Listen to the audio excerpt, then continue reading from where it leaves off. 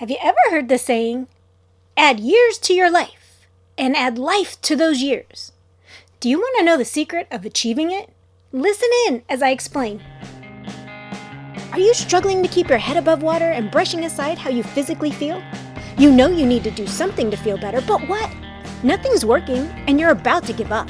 I hear ya. I'm Jolene, a nutritional therapy practitioner, a wife, and a furry guardian. Like you, I let my work and everything else get in the way of health, often chasing skinny instead of health until I learned how the body worked.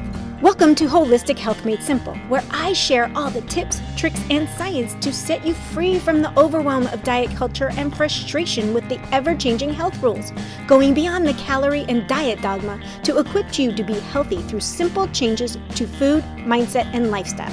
If you're ready to stop spinning your wheels and learn how to feel better with changes that work for you, results that are undeniable like more energy, improved mood, better sleep, and fat loss, this is the podcast for you. Pop in those headphones, take a deep breath, and let's get healthy. Hey there. I was scrolling the other day and I saw this saying, add years to your life and life to those years. Now I know I previously talked about some of the hard truths about health and the importance of getting healthy and being able to participate in life, but today I thought I'd expand on it a little more.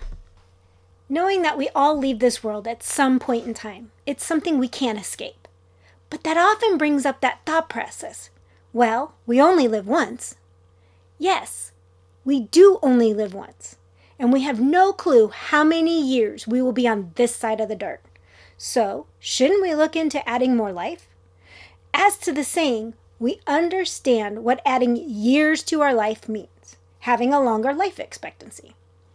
Adding life to those years means being active and actually thriving in those years. I, for one, want to make the best of the years I have. So, do you want to add potential years to your life, as well as adding life to those years? You see, I personally want to focus on adding life to the years I'm here. But the secret to adding life isn't really all that secret. It's as simple as building healthy habits. Harvard researchers found that healthy habits added nearly 15 years to life expectancy and the equivalent to $100 trillion in healthcare savings. That, my friend, is adding the life into your years. Being healthy is one of the things that add life to those years, being just physically healthy. So how exactly do we just do this? What healthy habits are we supposed to be adding into our life? The concept of building healthy habits gets thrown out left and right. What exactly are these generic healthy habits? This is where so many experts will differ to the point it gets so confusing we just give up and run away. It's too hard to figure out what they mean. But if you listen really closely, they all have the same underlying ideas. This is where it is really important you avoid any kind of dogma or absolutes. If you've been following me for any bit of time, you see I believe strongly in tweaking everything to work best for you to be a thriving participant in life. Where do we start? Well, it all starts by taking a holistic approach to building healthy habits. You are a whole person, so we need to look at all the moving parts, focusing on habits that not only nourishes your body, but will also your mind and spirit. And before many of you tune out at the term spirit, whether you're religious or not, we all have a spirit to feed. The spiritual aspects of health are having a sense of purpose in life, believing in something greater than yourself. You will see as we go into the different areas and tips for nurturing them all, how they kind of all fit back together.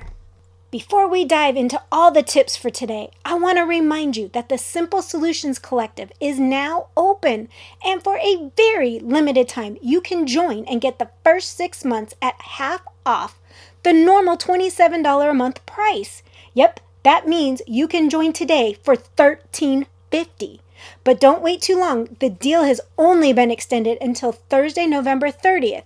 Use code CYBERVIP2023 at checkout. The link and the code will be in the show notes. Now, When we start building habits, we always need to start with the basics. Even if you've been doing this a while, make sure you've got those basics mastered. All the biohacking won't work unless you have the basics down. I know. You hear all these newfangled things and you want to try them out, but if you don't have the basics down, you're just going to be spinning your wheels even more than you already are. So let's start with the body, specifically food. I said it before, your body needs nutrients. You cannot out-supplement or outrun a bad diet. Start slowly as you need to make the changes stick. This is a big one. If you try to do a massive overhaul of everything you eat, most people give up and fail pretty easily. But if you make little changes at a time, they stick. And you don't even notice them, so it's not painful either. Start by prioritizing your protein. Yes, you've heard that over and over again, and you will hear it over and over again. But that's the first place you start. And then you start reducing the ultra-processed foods. Remove them one at a time until they're gone from your regular diet, and remain only on the rare occasion. Ultra-processed foods are packaged foods with a huge long list of ingredients, many of which you can't pronounce or you have no clue what they are. So stick to real foods or minimally processed foods. I like the rule of if it comes out of a package, keep it to 6 ingredients or less. And try to make sure you actually know what those ingredients are. As you progress, you will learn more and more about what your body needs and what it doesn't need, what it likes and what it doesn't like. But like I said, we have to start with the basics first. And another basic is staying hydrated. Every day, work towards adding more and more plain water into your daily routine until your urine has a slight tinge of yellow throughout the day. You don't want it too light and you don't want it too dark. You want to just stay hydrated. Again, I'll link the hydration episodes so that you can learn a little bit more about that if you hadn't heard it yet. The next part of nourishing your body is movement. Movement is not only imperative for a healthy body, it is imperative for a functioning one, especially as we age. We want to be mobile. So the first thing I need you to stop doing is using exercise as a form of punishment. I don't care what you ate. Exercising will not do anything to mitigate a bad diet. We want to focus on the improvements it gives to our insulin uptake and our cardiovascular health, as well as keeping us mobile and agile. Start by finding things you can do, things you like to do, and things you can tolerate doing. The goal should be getting the heart rate up, building muscle, and getting mobility into the joints. Walking is great for cardiovascular, as is dancing around your house.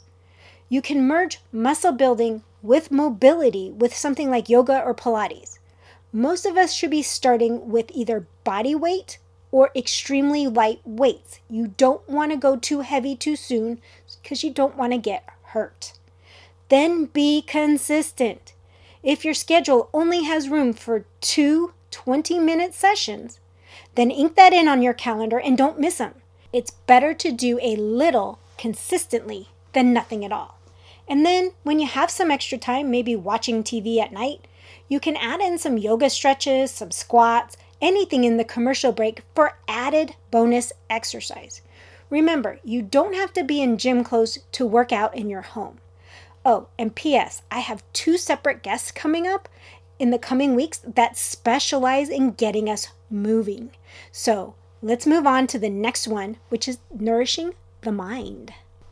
What we think and how we think will determine how we enjoy life. And yes, we are actually in control of our thoughts. We know with a little work, we can improve our thoughts to be more positive, find gratitude in the small stuff, and altering the negative. This doesn't mean never being or seeing the negative. It's acknowledging it, but not allowing it to alter our moods. You do this by either acknowledging it and then letting it go, if there's nothing you can do about it, or like I said, just reframing it by finding the lesson learned. The power of the mind is so amazing, it will make or break your health and whether you achieve your goals or not. I'll link the episode on the power of belief so that you can listen to learn more. The amount of science on this topic is amazing. The other aspect of nourishing our mind is keeping it active and challenged. Reading, playing games, and doing puzzles. These all are things that can keep our brain active and alert. Strive to be a constant learner. Mindless activities sound good, but if that's all you're doing trying to escape life, it can lead to cognitive decline as well as depression. So challenge yourself to find things to keep your brain going. Last up is the spirit. You've heard people say, "That made my soul happy," when they participated in something bigger than them. For many of us, it's our faith, prayer, meditation, acts of service that nourish our spirits. For others, it's acts of service or being part of a community and taking part of a cause that's greater than them.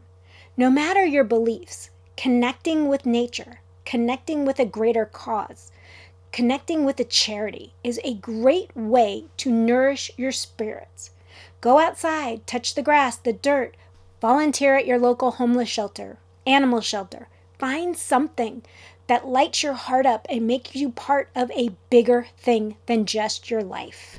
When we look at our body as a whole, as a way to add life to those years is being physically able to participate in something bigger than you, and having the mindset to be positive and enjoy it. So movement, what you eat, how you nourish your mind, your mental state are all integrated so that you thrive and enjoy the years you are on this earth. I challenge you to implement one healthy habit each month until you have the foundation of a healthy lifestyle. Now, these are just the starting points. As you learn, you're going to learn how to start tweaking these. And then eventually you'll master the art of tweaking for you. Your years should have a lot of life in them when you focus on your health. On that note, friends, I will see you next time. Bye! Thanks for listening in today. I hope you got some nuggets to take on your health journey. Remember, this podcast is for educational and entertainment purposes. No medical advice is being given. By listening to this podcast, you agree to the full disclaimer, which is linked in the show notes. If you found this podcast helpful, could you take 30 seconds and leave a review? Your feedback means the world to me, and it helps others discover my show. Once again, thank you for being part of my community. Until next time, have a blessed day.